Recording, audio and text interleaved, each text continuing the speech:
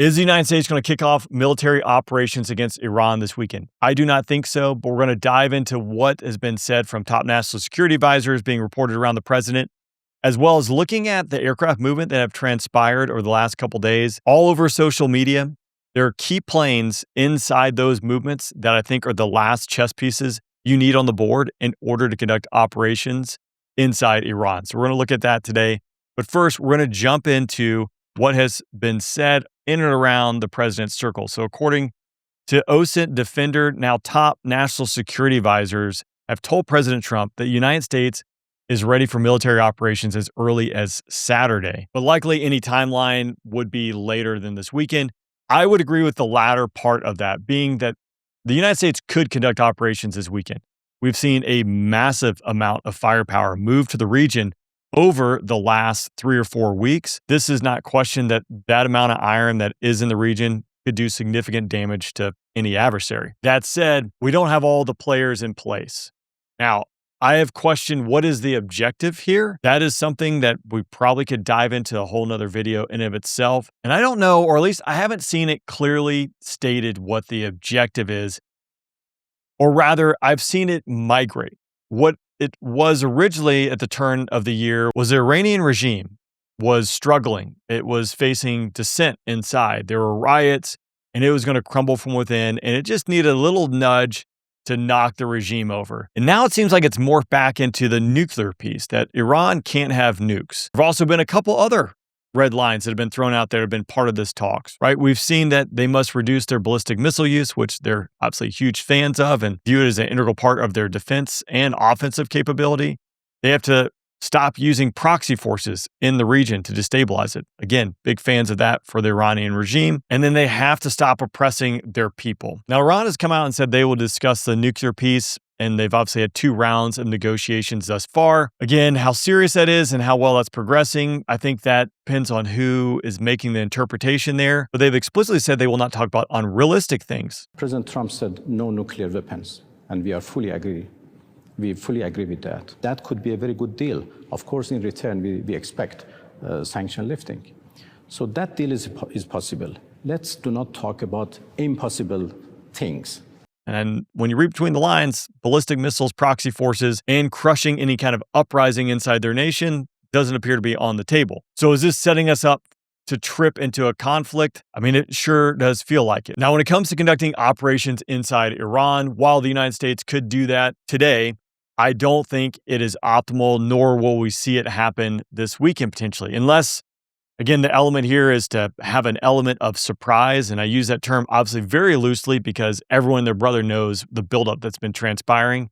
However, maybe they least expect it because I don't think all the right players are in place to make this happen.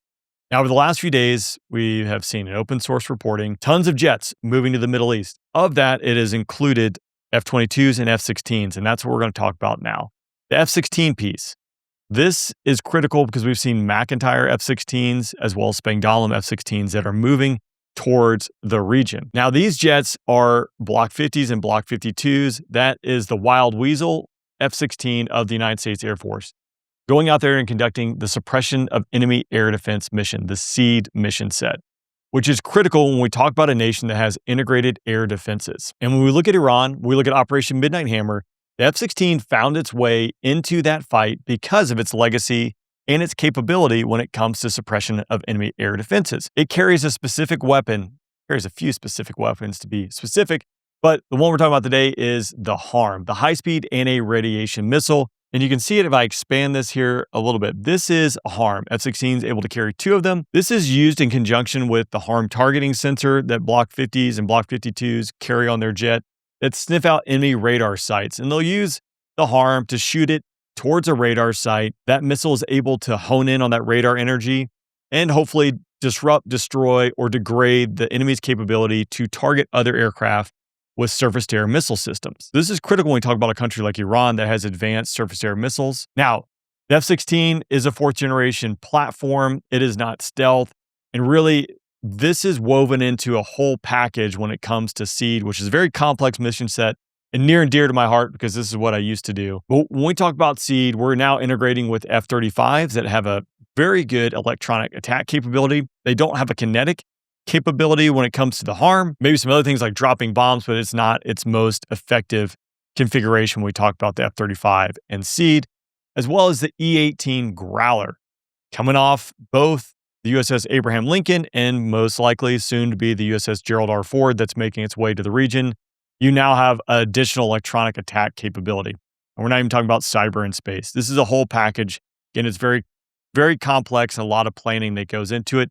But I think you needed F-16 Block 50s and Block 52s before anything goes down. So we now see those moving to the region as well. The next piece of this puzzle is the one that I've talked about in other videos. And until it moved, I didn't think we would see anything. And now we have seen F-22s that have made their way over to Europe, 6 of which landed at Lakenheath the other night, which this is interesting in and of itself because just the timeline of the F-22 landing, it seems like they had some issues getting out of Langley. Whenever you move fighter squadrons, you typically can expect them moving packages of 6 on the tanker. That's normal. And again, it does vary sometimes, 2, 4. But when you're moving a fighter squadron, expect it to move 6 jets on a tanker. Now, what I would anticipate too is there was another 6 jets that potentially didn't make it either for maintenance issues on the tanker, whatever it might be. But here's interesting because you see the F-22 landing at night at Lakenheath. In a fighter aircraft, there is a requirement that when you do a pond crossing or these long flights that you're supposed to land in the daytime. We saw the McIntyre guys landing in the daytime, and that's just because we got single pilot, long flight. You want to be able to land daytime just to help. Landing at night is just a little bit more challenging. And when you're fatigued, again, just being able to have the big light bulb on makes things a little bit easier. So nonetheless, maybe it was a delay. Maybe this was an attempt to hide or be a little bit more covert. The challenge the military, and I did think this with Operation Midnight Hammer was really impressive. We saw B-2s flying to Diego Garcia, flying across the United States, tankers, was the ability to hide this movement and this buildup in the strike timeline in today's world because there are plane spotters all over the globe. Flight radar, people are tracking this. In fact, actually, Flight Aware last night crashed because there were so many users tracking military aircraft moving towards the Middle East. This is a unique problem set that the military has never really faced. Now, I think it's safe to assume that outside probably every single military base in the United States and across the globe, we have adversaries that are paying, that are spotting, that are watching. We've seen that the Chinese, through intermediaries, have ownership of a trailer park outside Whiteman Air Force Base. So there's always people watching. Now it's really just become broadcast on social media. Nonetheless, this is something the military's always had to worry about. It's just becoming much more apparent. There was an interesting talk on the Mitchell Institute with Major Claire Randolph. She is the Chief of Weapons and Tactics at Air Force Central Command, talking about Operation Midnight Hammer. And specifically in here, she talks about randos doing flight trackers and publishing this information online. That if this information was aggregated and collected inside the military, it would be secret or top secret, which I don't disagree with. Nonetheless, this is the problem set that the military has to deal with because FlightAware exists. Now, there are ways around it, but nonetheless, this is a big problem set that the military has to deal with today. So are we about to see operations kick off inside Iran this weekend?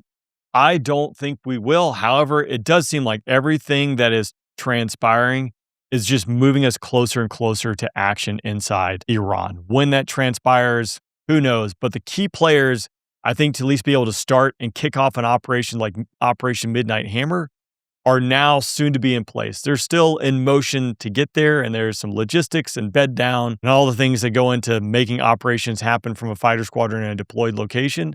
But when it comes to sustained operations, I think that is what we're really looking at. If all the rhetoric, if all the talk we're hearing is true, this will not be like another Operation Midnight Hammer, in my opinion. Can another one happen? Sure. When we're talking about regime change, you don't make that happen overnight, especially, I think, when we're talking about Iran and the things that are transpiring there. If you got any value out of this, I would love to hear what you think about it down in the comments. Leaving a comment helps this get shown to more people, and it's a great way just to say thanks, and I do appreciate it. So I'll see you next time.